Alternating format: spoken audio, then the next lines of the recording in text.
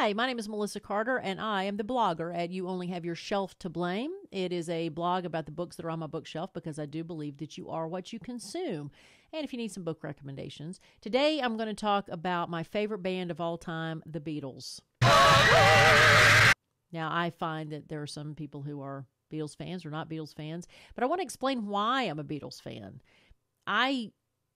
They broke up in 1970. I was born in 1970, so I didn't grow up with the Beatles. What? But what I admired about them and was introduced to them by my brother, he would have the vinyl of the Beatles playing in his room while he studied, and so I would just lay in his bed and listen to the albums as he was doing his homework. He was 8 years older than me, so he did grow up with the Beatles. But the reason that I love the Beatles is because of the way they changed music in the form of songwriting. My baby's gone, she's gone, yeah. So a lot of bands before then would have songs written for them, but the Beatles were their own songwriters.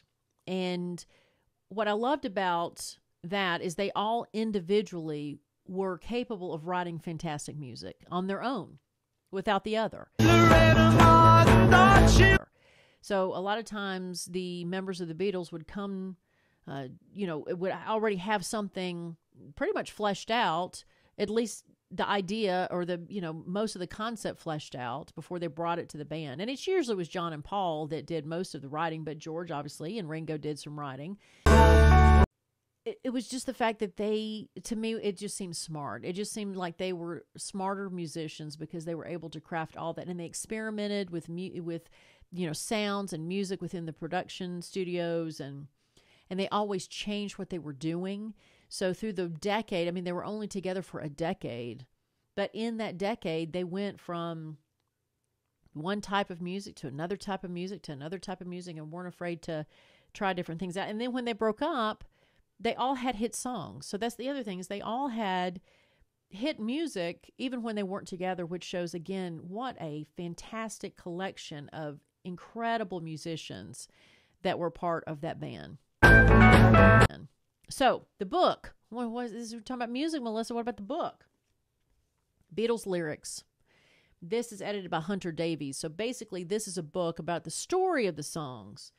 But the cool thing I like about it is also the original sheets and notes that the Beatles made about songs. I'm not going to go through all the lyrics, of course, but this is, I want to tell you, from their Revolver album. This is from 1966, but that's the original piece of paper that George wrote the lyrics on. You see, the scratching out, what the original thing he thought about, and maybe some of these substitutions he made. And then it types out for you the final song, what the final lyrics were. Again, this is focusing on the lyrics. Now, I'm a lyrics fan. And I saw, a band like, don't hate me, and you can, in the comments, I would love for you to tell me why you may not like the Beatles, why you love the Beatles, but like bands that that you love. I'm about to make some people mad. I love R.E.M., the melodies of R.E.M., but I never liked the lyrics of R.E.M. I'm upset! So I never was as big of an R.E.M. fan as other people because I could not, I didn't like the way they wrote the lyrics. And so for me, yes, I listen to the lyrics and I judge a song mostly on the lyrics rather than the melodies, where I think there's so many people who are opposite of that. They may not even know what the song said, but I always pay attention to what the song says. And if I can't understand it within the way the song is, laid out, then I will definitely look up the lyrics. So I'm that person. I do love lyrics. But here's John. And again, this is Ticket to Ride, and this is the original piece of paper he wrote Ticket to Ride on, and then again you see the edits. It's their handwriting.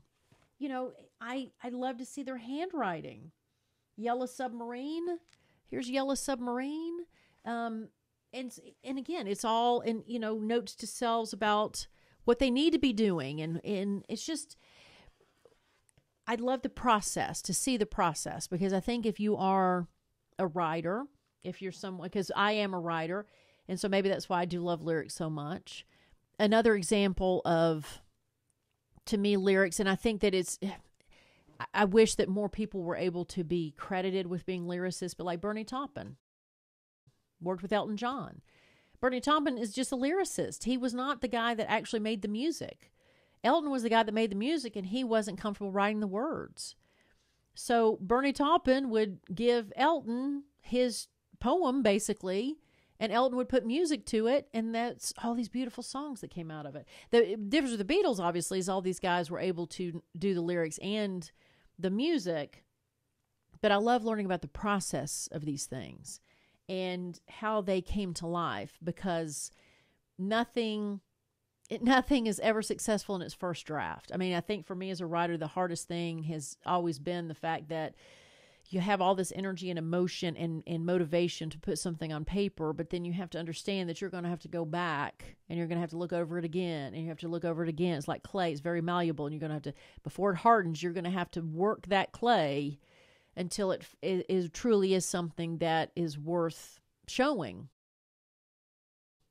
And the same with this. Like, the Beatles are known as the Beatles, and they're iconic, but all those songs that they're iconic for started out on a sheet of paper with a bunch of scribbles and a bunch of notes to self and a bunch of blackouts and a bunch of, and I love it how some of them have coffee sticks. But look at that. Look at that. This one is George, If I Needed Someone, 1965 from Rubber Soul. And he's just, look at all the squigglies that he's got on that.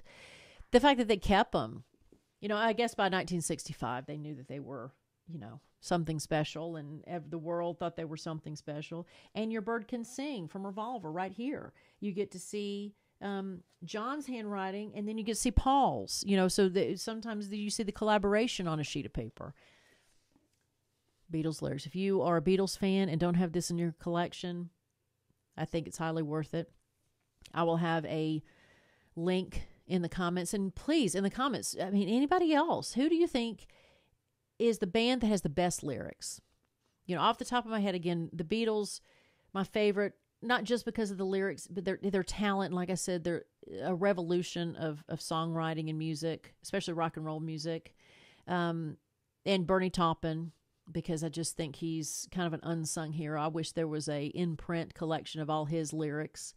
But like U2, I think their lyrics, I've always been a fan of theirs. And I'll just have to, keep thinking. Even I actually like heavy metal too. And I think that there are some bands in heavy metal that have fantastic lyrics. And then again, I think there's some musicians in heavy metal or rock or country, whoever it is, that are focusing so much more on the melody or so much more on the music side that the lyrics are just kind of something they throw in. And I'm not a big fan of that. And same with rap music. There's some rappers who are really good, and there's some rappers who are just kind of fitting things into rhyme that don't really tell a compelling message. So anyway, I applaud the lyricists out there, because sometimes I think they don't get the credit, especially if they're not the lead singer. If you're not the lead singer or lead guitarist, a lot of times you get forgotten about. And if you're not in the band, like Bernie Taupin, he was never on stage. He just wrote the words. So anyway, Beatles lyrics, please put in the comments your feelings about bands and everything, and any book recommendations you may have that you want us to cover. But you only have your shelf to blame, again, authentically written from my own bookshelf. And so I would love to hear about the books that you love too in the comments, and just subscribe, and we'll keep this conversation going. So I hope you have a great day. Thanks so much for watching. Bye-bye.